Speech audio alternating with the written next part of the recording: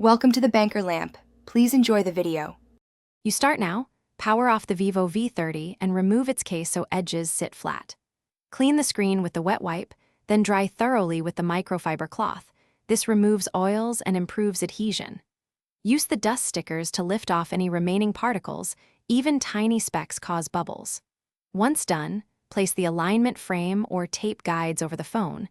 This ensures the tempered glass seats perfectly on the camera hole and edges. Hold the protector by the sides, don't touch adhesive.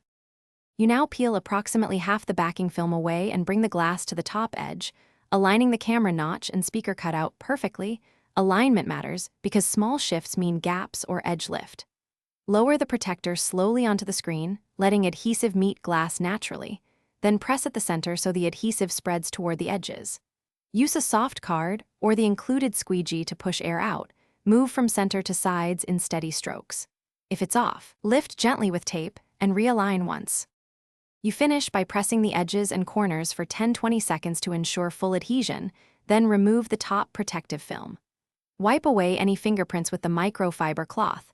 These don't affect adhesion but look unprofessional.